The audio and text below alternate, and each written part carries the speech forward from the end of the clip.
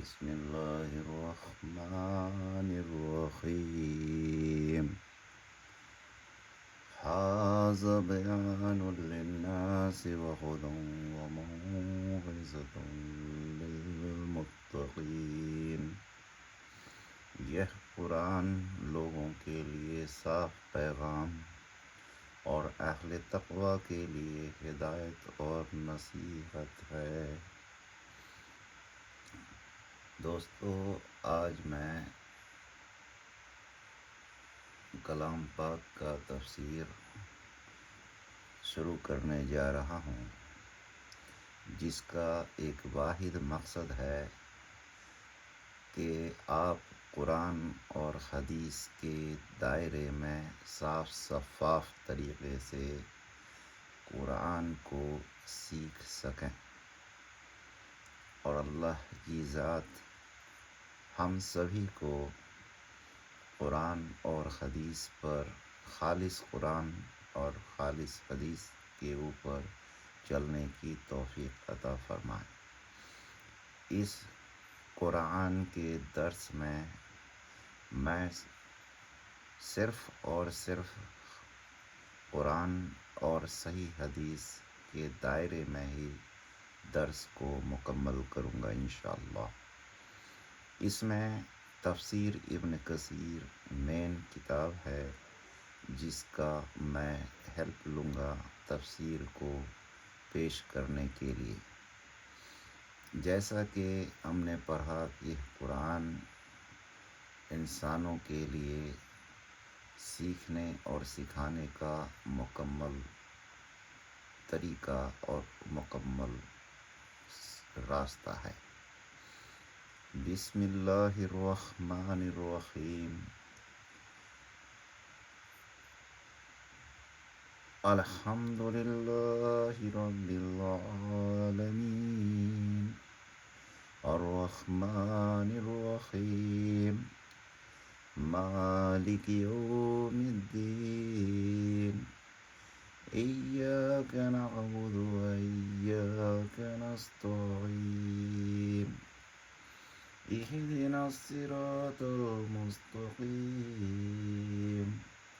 صراط الذین انعمت علیہم غیر المغضوب علیہم ولا الضالین۔ شروع کرتا ہوں اللہ کے نام پہ، جو کہ بڑا مہربان اور نہایت رحم والا ہے۔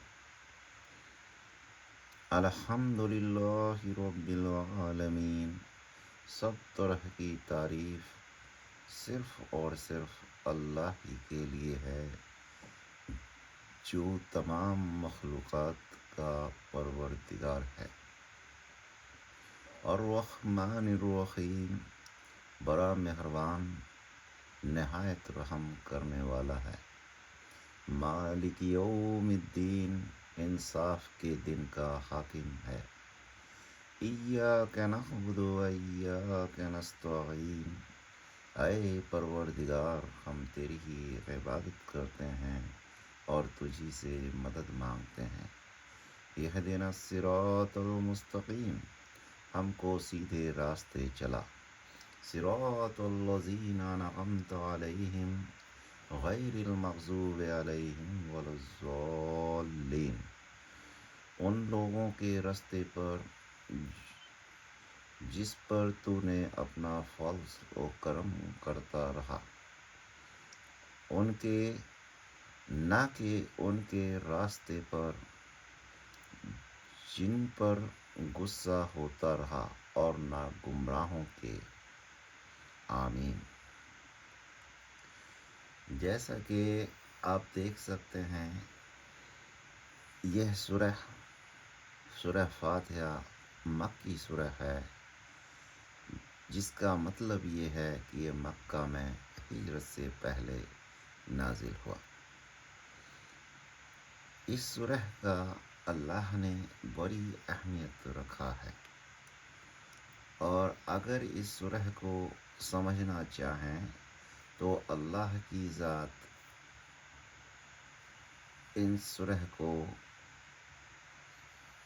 کی بڑی برکت اور فضیلت اللہ نے اس میں رکھا ہے۔ بہت ساری بیماریوں کے لیے بھی اس سورہ کو لوگ پڑھتے ہیں اور دم کرتے ہیں۔ اگر اس کو غور سے دیکھا جائے تو یہ سورہ حالانکہ دکھنے میں ایک بہت ہی چھوٹی سی سورہ لگ رہی ہے، حالانکہ یہ سورہ بہت چھوٹی سی سورہ لگ رہی ہے، لیکن اس کے فضیلت اللہ نے بہت ہی زیادہ رکھی۔ اگر اس قرآن کی اہمیت کو آپ سمجھ سکیں تو اللہ نے اس قرآن کی اہمیت اتنی زیادہ رکھی ہے کہ جسے ہم اور آپ پوری طریقے سے سمجھ نہیں سکتے۔ تو یہ سورہ مکی ہے یا مدنی؟ مکی ان صورتوں کو کہتے ہیں جو ہجرت سے قبل نازل ہوئی، اور مدنی ان کو جو ہجرت کے بعد نازل ہوئی۔ اکثر مفسرین کے نزدیک سورہ فاتحہ ہجرت سے پہلے نازل ہوئی۔ بعض لوگوں کا خیال ہے کہ سورہ فاتحہ 2 بار نازل ہوئی، پہلی بار مکہ مکرمہ میں اور دوسری بار ہجرت کے بعد مدینہ منورہ میں، لیکن راجح یہی ہے کہ یہ صرف ایک بار ہجرت سے پہلے مکہ مکرمہ میں نازل ہوئی۔ اس کے کئی نام ہیں۔ قرآن کریم اور احادیث نبویہ میں اس سورت کے کئی نام آئے۔ امام قرطبی نے اس کے 12 نام بتائے ہیں،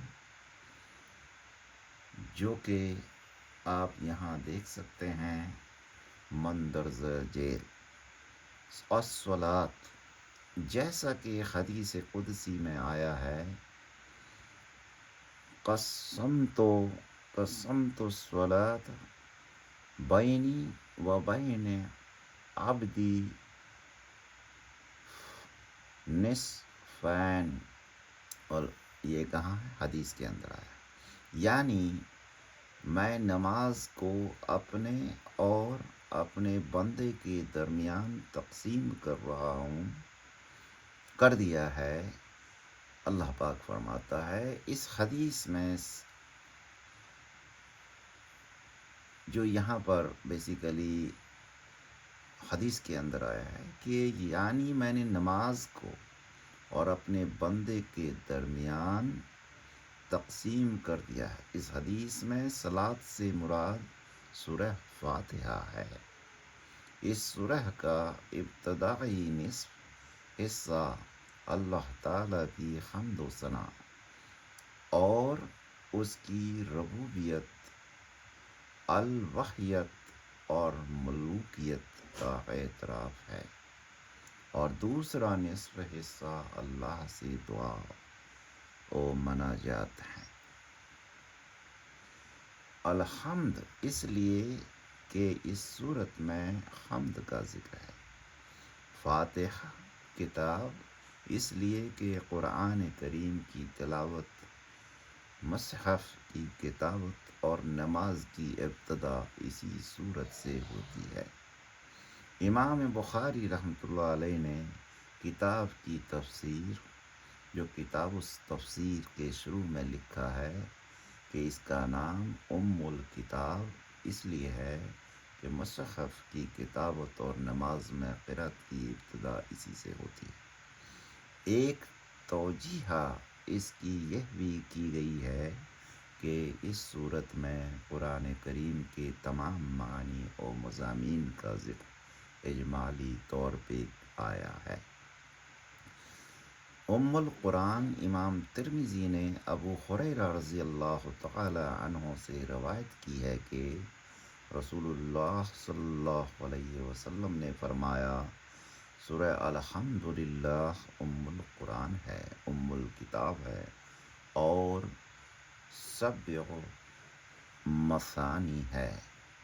سبع مثانی یا اس کو سبح المثانی کہیں، اس لیے کہ یہ صورت آیتوں پر مشتمل ہے اور نماز کی ہر رکعت میں ان آیتوں کا اعادہ ہوتا ہے. اور القرآن العظیم اس لیے کہ اس میں تمام قرآنی علوم کا ذکر کیا گیا ہے.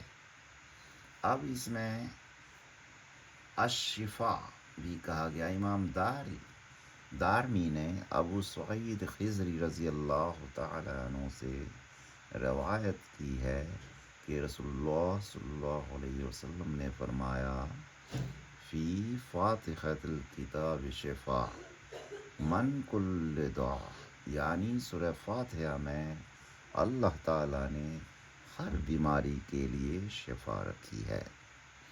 الرقیہ یعنی دم، اس لیے کہ رسول اللہ صلی اللہ علیہ وسلم نے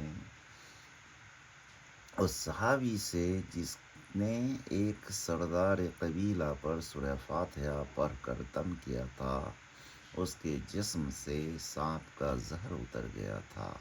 کہا تھا کہ تجھے کس نے بتایا کہ یہ دم ہے؟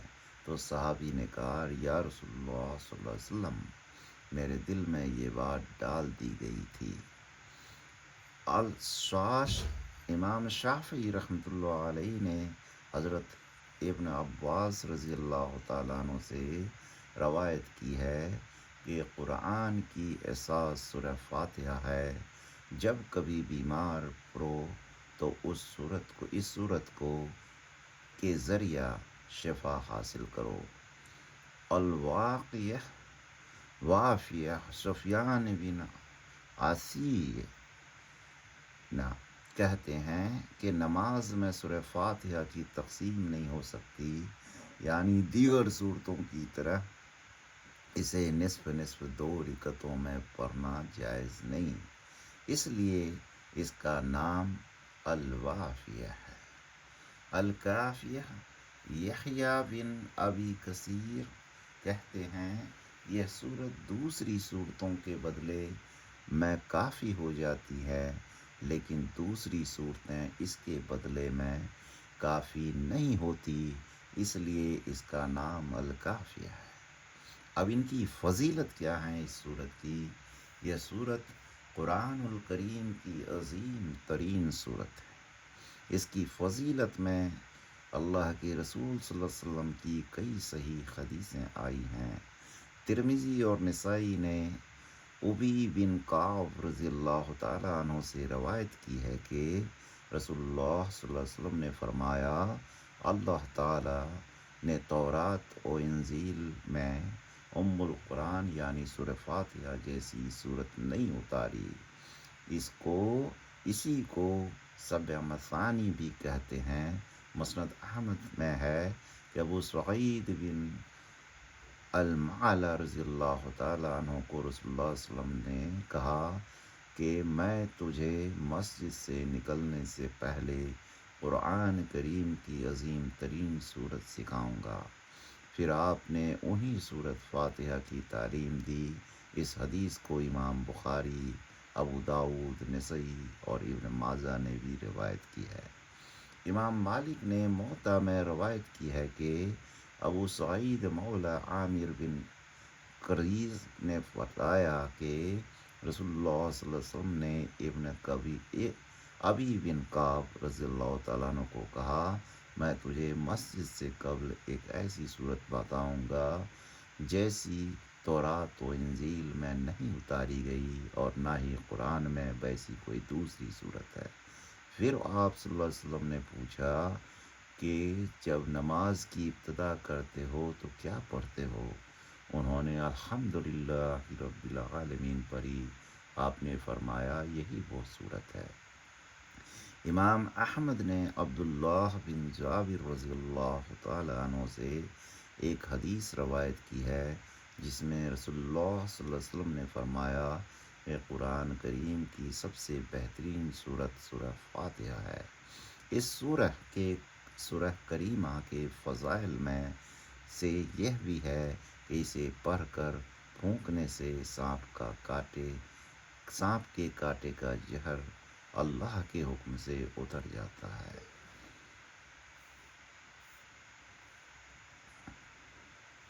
اب اس میں آپ آگے آئیں کہ نماز میں سورہ فاتحہ پڑھنا امام اور مقتدی سب پہ واجب ہے۔ نبی کریم صلی اللہ علیہ وسلم کی صحیح احادیث سے یہ ثابت ہوتا ہے کہ سورہ فاتحہ پڑھے بغیر کوئی نماز قبول نہیں ہوتی۔ جن حضرات نے سورہ فاتحہ پڑھنا واجب نہیں سمجھا، ان کے مشہور دلیلیں مندرجہ ذیل ہیں۔ اللہ تعالیٰ نے قرآن کریم میں فرمایا ہے کہ مطلب اس کا معنی یہ ہے کہ جب قرآن پڑھا جائے تو خاموشی اختیار کرو اور دھیان دے کر سنو، جو کہ سورہ الاعراف کی 204 آیت ہے۔ اس کا جواب یہ ہے کہ یہ حکم عام ہے اور نماز میں قرأت فاتحہ کے وجوب سے متعلق حدیثیں خاص ہیں اور بہت ہی واضح اور صریح ہیں اور اس آیت کی تخصیص کرتی ہیں۔ ان کی دوسری دلیل رسول اللہ صلی اللہ علیہ وسلم کا یہ قول ہے کہ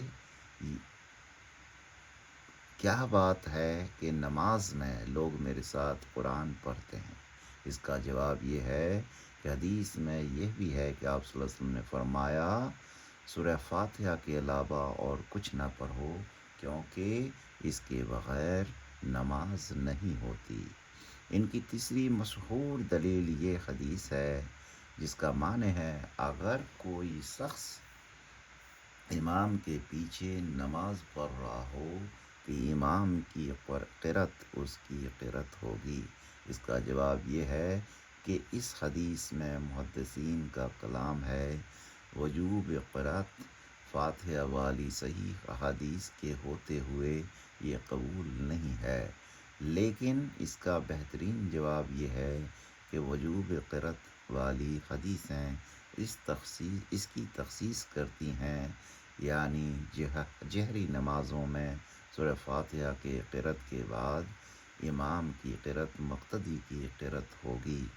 اب آئیے ان احادیث صحیحہ پر ایک نظر ڈالی جائے جن کی بنیاد پر محدثین کرام کی کثیر تعداد نے سورہ فاتحہ کی قرأت کو امام اور مقتدی سب کے لیے واجب قرار دیا ہے، اور اس کے بارے میں بہت ساری احادیثیں ہیں جو کہ آپ یہاں پر دیکھ سکتے ہیں کہ ہر صورت میں نماز میں سورہ فاتحہ پڑھنی چاہیے اور پڑھنا ضروری واجب ہے۔ تو ان آیتوں میں یہاں اللہ کی ذات نے نبی کریم صلی اللہ علیہ وسلم کو شیطان سے پناہ مانگنے کی نصیحت کی ہے، کیونکہ جنوں کا شیطان انسان کا ایسا دشمن ہے جو کسی بھی بھلائی اور احسان کو نہیں مانتا اور ہر وقت اس کے خلاف سازش میں لگا رہتا ہے۔ دیکھیں، اس کا یہ معنی ہوا کہ آپ کو ہر صورت میں سورہ فاتحہ پڑھنا ہی پڑھنا ہے، نماز میں، چاہے ظہری نماز ہو یا سری نماز ہو۔ اب آئیے کہ ہم پورے تفسیر پہ آتے ہیں، تو جو اعوذ باللہ من الشیطان الرجیم ہم لوگ پڑھتے ہیں قرآن کو پڑھنے میں شروع کرنے کے وقت، تو وہ ہے اللہ سے ہم پناہ مانگتے ہیں شیطان کی کہ اللہ تعالیٰ ہمیں شیطان سے حفاظت فرمائے، اور یہ حکم واضح ہے۔ تو اس میں بہت زیادہ کچھ ہے نہیں کہ اگر اس کا معنی دیکھیں تو میں اللہ تعالیٰ کے ذریعہ مردود شیطان سے پناہ مانگتا ہوں، تو اللہ کی ذات آپ کو اور ہمیں شیطان سے بچائیں۔ اب ہم آتے ہیں کہ جب ہم قرآن کی تلاوت کرتے ہیں تو سب سے پہلی جو آیت پڑھتے ہیں وہ ہے بسم اللہ الرحمن الرحیم۔ اب یہاں پر کئی ساری باتیں آتی ہیں، یہ کس صورت کی آیتیں ہیں؟ چونکہ 114 آیتوں میں سے 113 سورہ میں سے 113 سورہ کو میں شروعات میں بسم اللہ الرحمن الرحیم ہے، جبکہ ایک سورہ میں نہیں ہے۔ تو اس کا کیا معنی ہے؟ تو اس کا یہ کس سورت کی آیت ہے؟ تو صحابہ کرام رضی اللہ تعالیٰ عنہ نے عثمان غنی رضی اللہ تعالیٰ عنہ کے زمانے میں جو مصحف تیار کیا اور جس کی تمام صحابہ کرام نے تائید و توثیق کی، اس مصحف میں سورہ برات کے علاوہ تمام صورتوں کی ابتدا میں بسم اللہ لکھی گئی ہیں۔ اس مصحف میں کوئی بھی ایسی چیز نہیں لکھی گئی جو قرآن کریم کا حصہ نہ تھی، نہ صورتوں کے نام لکھے گئے، نہ ہی آیتوں کی تعداد اور نہ کلمہ آمین، تاکہ کوئی شخص اللہ نہ کرے کہ غیر قرآن کو قرآن نہ سمجھ لے۔ اس تمام تر احتیاط کے باوجود بسم اللہ صرف ایک صورت کے علاوہ تمام صورتوں کی ابتدا میں لکھی گئی، جن کی تعداد 113 ہیں۔ یہ اس بات کی قطعی دلیل ہے کہ بسم اللہ سورہ نمل کی آیت کا بعض حصہ ہونے کے علاوہ ایک مستقل آیت ہے، جو رسول اللہ صلی اللہ علیہ وسلم پر ہر صورت کی ابتدا سے پہلے اترا کرتی تھی، اور اس کے ذریعہ آپ صلی اللہ علیہ وسلم جان پاتے تھے کہ یہ ایک صورت ختم ہو گئی، اب دوسری صورت کی ابتدا ہونے والی ہے۔ اس کی تائید حضرت ابن عباس رضی اللہ تعالی عنہ کی روایت سے ہوتی ہے کہ رسول اللہ صلی اللہ علیہ وسلم ایک صورت کی انتہا اور دوسری صورت کی ابتدا اس وقت تک نہیں جانتے تھے جب تک بسم اللہ الرحمن الرحیم نئے سرے سے نازل نہیں ہوتی تھی۔ اس حدیث کو ابو داؤد اور حاکم نے صحیح سند کے ساتھ روایت کیا۔ یہاں تک یہ بات ثابت ہو گئی کہ بسم اللہ قرآن کی ایک آیت ہے۔ اس کے بعد علماء کرام کا اختلاف رہا، کچھ لوگوں نے کہا یہ سورہ برات کے علاوہ یہ ہر صورت کی ایک آیت ہے، تو گویا سورہ فاتحہ کی بھی ایک آیت ہے۔ امام مالک، امام ابو حنیفہ اور ان کے اصحاب کہتے ہیں کہ یہ نہ تو سورہ فاتحہ کی آیت ہے، نہ ہی کسی دوسری صورت کی۔ داؤد ظاہری کا خیال ہے کہ یہ ہر صورت کی ابتدا میں یہ ایک مستقل آیت ہے، لیکن کسی صورت کا حصہ نہیں ہے۔ بسم اللہ آواز اور بلند پڑھی جائے یا آہستہ، اس اختلاف کی وجہ سے ظہری نمازوں میں سورہ فاتحہ سے پہلے بسم اللہ کو بآواز پڑھنے کے بارے میں ائمہ کرام کا اختلاف ہو گیا ہے۔ جو حضرات یہ سمجھتے ہیں یہ سورہ فاتحہ کی ایک آیت نہیں ہے، اور وہ لوگ جو یہ سمجھتے ہیں کہ یہ ایک مستقل آیت ہے، کسی صورت کی آیت نہیں، وہ کہتے ہیں کہ ظہری نمازوں میں بسم اللہ آہستہ پڑھی جائے گی، اور جو حضرات یہ سمجھتے ہیں کہ سورہ برات کی علاوہ ہر صورت کی آیت ہے، ان میں امام شافعی اسے ظہری نمازوں میں سورہ فاتحہ اور صورت کے پہلے بآواز بلند پڑھنے کے قائل ہیں۔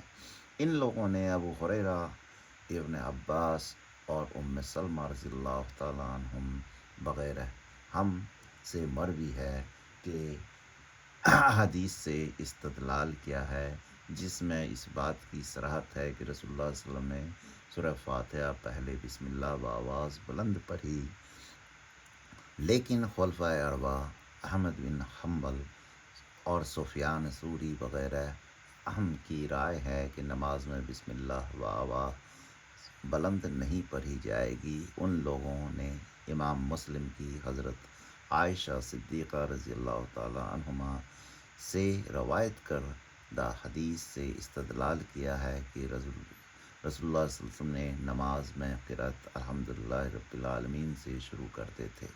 اس طرح صحیحین کی حضرت انس بن مالک رضی اللہ تعالیٰ عنہ سے روایت ہے کہ حدیث سے استدلال کرتے ہیں کہ میں نے رسول اللہ صلی اللہ علیہ وسلم، ابو بکر، عمر اور عثمان کے پیچھے نماز پڑھی، یہ حضرات ابتدا الحمدللہ رب العالمین سے کرتے تھے، چونکہ دونوں ہی قسم کی حدیثیں صحیح ہیں، اس لیے ایسا معلوم ہوتا ہے کہ نبی کریم صلی اللہ علیہ وسلم نے بسم اللہ کبھی آہستہ پڑھی اور کبھی بآواز بلند پڑھی، اور جس صحابی نے جیسا دیکھا ویسا بیان کیا۔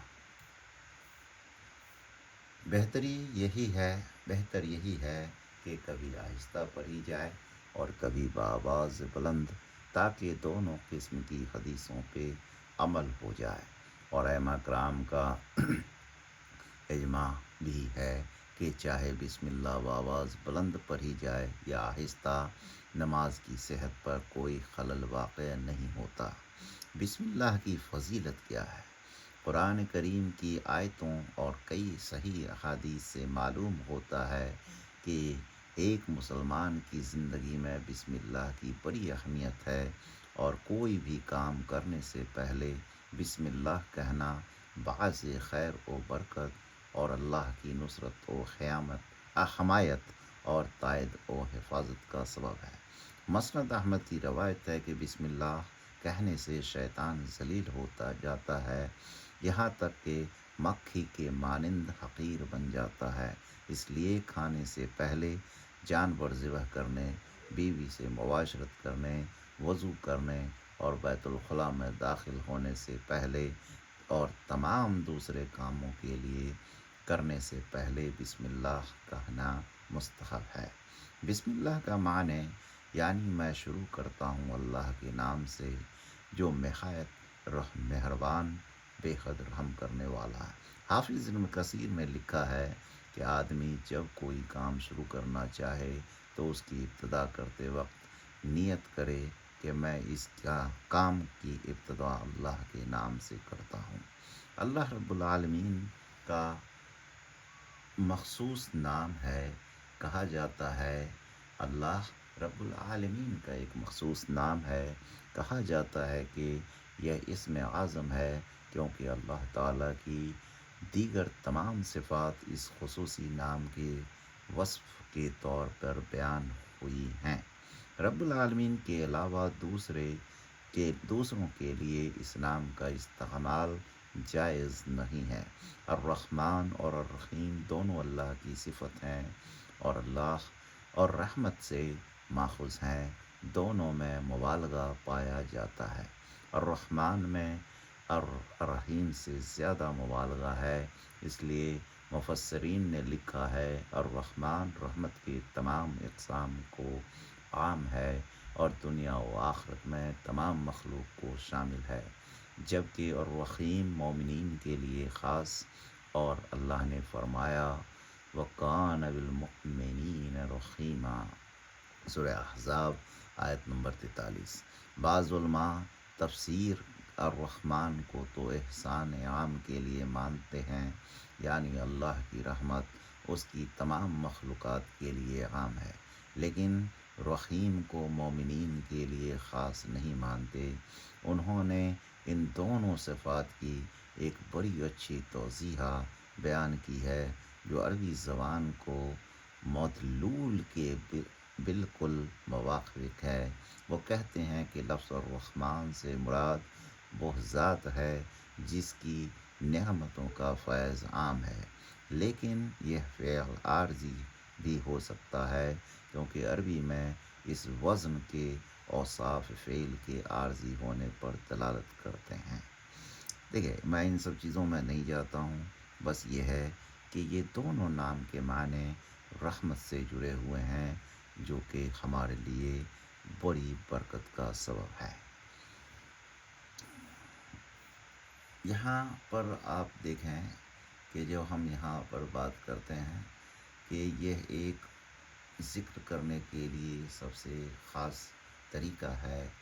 اب اس میں بہت ساری چیزیں احادیث کے اندر آیا ہے سورہ فاتحہ کے بارے میں، لیکن ہم یہاں سے سیدھے آگے بڑھیں گے، جہاں پر ہم پہلی آیت پہ جائیں گے۔ بسم اللہ الرحمن الرحیم، الحمدللہ رب العالمین، میں شروع کرتا ہوں اللہ کے نام سے، جو نہایت مہربان بے قدر رحم کرنے والا ہے۔ الحمد للہ رب العالمین، سب تعریفیں اللہ کے لیے ہیں جو سارے جہاں کا پالنے والا ہے۔ الرحمن الرحیم، نہایت رحم بے حد رحم کرنے والا ہے۔ لفظ حمد کی ترجمہ تعریف کرنا ہے۔ حمد اور شکر میں فرق یہ ہے کہ حمد صرف زبان سے ہوتا ہے اور ضروری نہیں کہ کسی نعمت کے مقابلے میں ہو، جبکہ شکر زبان، دل اور دیگر اعضاء کے ذریعے کسی نعمت اور طاعت و دہش پر ہوتا ہے، اور اس پر الف لام استغراق و شمولیت کا مفہوم پیدا کرنے کے لیے داخل کیا گیا ہے، یعنی حمد و ثنا اور تعریف و توصیف کی وہ تمام قسمیں جو آسمان و زمین کے درمیان ہو سکتی ہیں، وہ سب اللہ کے لیے ہی ہیں۔ ابن جریر لکھتے ہیں کہ اللہ تعالیٰ نے اپنی تعریف خود بیان کر کے اپنے بندوں کو تعلیم دی ہے اور وہ اس کی تعریف بیان کریں۔ امام ابن القیم رحمۃ اللہ علیہ نے اپنی کتاب طریق المجرتین میں لکھا ہے کہ ہر اعلیٰ صفت، ہر اچھے نام، ہر عمدہ تعریف، ہر حمد و مدح، ہر تسبیح و تقدیس، ہر جلال و عزت کی جو کامل ترین و دائمی اور ابدی شکل ہو سکتی ہے، وہ سب اللہ کے لیے ہے۔ اللہ کی جتنی بھی صفتیں بیان کی جاتی ہیں، جتنے ناموں سے اسے یاد کیا جاتا ہے، اور جو کچھ بھی اللہ کی برائی میں کہا جاتا ہے، وہ سب اللہ کی تعریفیں ہیں اور اس کی حمد و ثنا اور تسبیح و تقدیس ہے۔ اللہ ہر عیب سے پاک ہے، ساری تعریفیں اس کے لیے ہیں۔ مخلوق کا کوئی فرد اس کی تعریفوں کو شمار نہیں کر سکتا۔ اور رب کا معنی یہ ہے وہ آقا جس کی اطاعت کی جائے، وہ مالک جو تصرف کلی کا حق رکھتا ہے، وہ ذات برتر و والا جو مخلوق کی اصلاح احوال کے لیے ہر تصرف کا حق رکھتا ہے۔ الف لام میم کے اضافہ کے ساتھ اور رب صرف اللہ تعالیٰ کی ذات کے لیے استعمال ہوتا ہے، مخلوق کے لیے اضافت کے ساتھ استعمال ہوتا ہے۔ مثلاً رب الدار، گھر والا۔ اللہ تعالیٰ نے قرآن کریم میں کہا ارجعوا الی ربک، اپنے آقا کے پاس لوٹ کر جاؤ۔ العالمین، عالم کی جمع ہے۔ اللہ تعالیٰ کے علاوہ ہر چیز پر اس کا اطلاق ہوتا ہے۔ کچھ لوگوں کا خیال ہے کہ عالم کا اطلاق انس و جن اور ملائکہ و شیاطین پر ہوتا ہے، تاہم عالم میں داخل نہیں۔ اللہ تعالیٰ سارے جہان والوں کا آقا و مالک اور ان میں تصرف کرنے والا ہے۔ رب کا ایک معنی مروی بھی کہا گیا ہے کہ بائیں طور پہ کے دو بہتریت سے مشتق ہیں، یعنی اللہ تعالیٰ اپنے مخلوق کا بطور عام اور بطور خاص مدبر و مروی ہے۔ بطور عام مروی اس طرح ہے کہ اس نے تمام خلائق کو پیدا کیا اور ان کو روزی دی اور ان امور کی طرف رہنمائی کی۔ مالک یوم الدین، قیامت کے دن کا مالک ہے۔ ایاک نعبد و ایاک نستعین، ہم تیری ہی عبادت کرتے ہیں اور تجھ سے ہی مانگتے ہیں، جو کچھ بھی مانگتے ہیں تجھی سے مانگتے ہیں۔ اب اس میں بہت زیادہ سمجھانے کی تو ضرورت نہیں ہے، لیکن اس کو ایسے کہہ سکتے ہیں کہ قیامت کے دن کا مالک صرف اور صرف اللہ کی ذات ہے۔ اللہ تعالیٰ جس طرح قیامت کے دن کا مالک ہے، اسی طرح وہ دوسرے تمام دنوں کا مالک ہے۔ یہاں قیامت کے دن کا ذکر بالخصوص اس لیے آیا ہے کہ اس دن تمام مخلوقات کی بادشاہت ختم ہو جائے گی، تمام شاہین دنیا اور ان کی رعایا، تمام آزاد و غلام اور چھوٹے بڑے سب برابر ہو جائیں گے، اور صرف اللہ کی ملوکیت و بادشاہت باقی رہے گی۔ سبھی اس کے جلال و جبروت کے سامنے سرنگوں ہوں گے۔ اس کے جنت کے امیدوار اور اس کے عذاب سے خائف ہوں گے۔ اس کے جنت کے امیدوار اور اس کے عذاب سے خائف ہوں گے۔ اللہ تعالیٰ نے فرمایا قیامت کے دن اللہ پوچھے گا آج کس کی بادشاہت ہے؟ پھر خود ہی جواب دے گا صرف اللہ کی، جو ایک ہے اور قہار ہے۔ قیامت کے دن کو یوم الدین کہا جاتا ہے، اس لیے کہا جاتا ہے کہ وہ اعمال کا کے جزا کا دن ہوگا۔ جس نے اس دنیا میں جیسا کیا ہوگا اس کا بدلہ ملے گا۔ اللہ تعالیٰ نے فرمایا جس دن تم لوگ اللہ کے سامنے پیش کیے جاؤ گے، اس دن تم سے کوئی چیز مخفی نہ رہے گی۔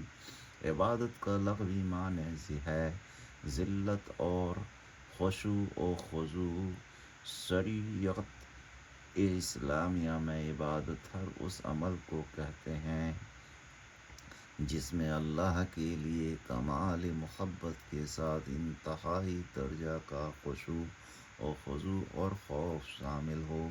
استعانت کا مفہوم یہ ہے کہ حصول نفع اور دفع ضرر کے لیے اللہ تعالیٰ پر پورا بھروسہ کیا جائے، اس یقین کے ساتھ کہ وہ اسے ضرور پورا کرے گا۔ اس آیت کریمہ میں عبادت و استعانت دونوں کو اللہ کے لیے خاص کیا گیا ہے۔ ایاک نعبد و ایاک نستعین، اور اللہ کے علاوہ تمام مخلوقات سے ان کی نفی کی گئی ہے۔ عربی زبان میں اگر مفعول کو فعل پر مقدمہ کر دیا جائے تو حصر کا معنی دیتا ہے، یعنی اس فعل کو اس مفعول کے ساتھ خاص کر دیا جاتا ہے اور دوسروں سے اس کی نفی ہو جاتی ہے۔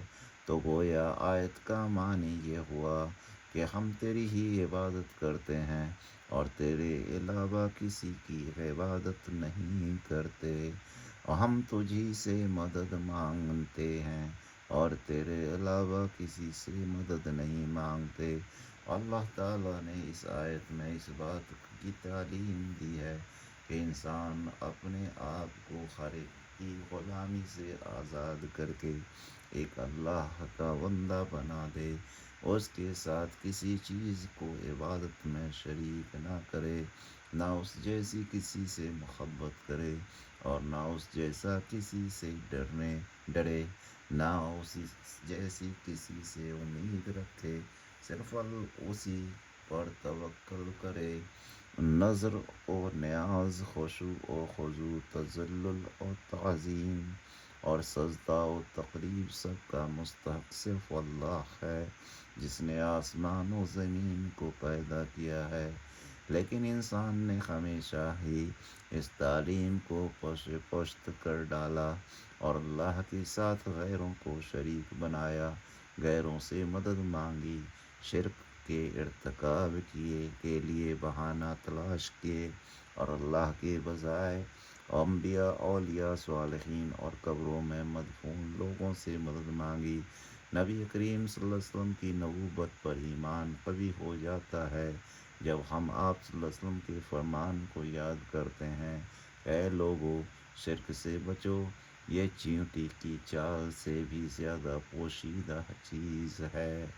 حافظ ابن القیم رحمۃ اللہ علیہ فرماتے ہیں، بندہ کو یہ حکم دیا گیا ہے کہ وہ ہر نماز میں ایاک نعبد و ایاک نستعین کہے، اس لیے کہ شیطان اسے شرک کرنے کا حکم دیتا ہے اور نفس انسانی اس کی بات مان کر ہمیشہ غیر اللہ کی طرف ملتفت ہو جاتا ہے۔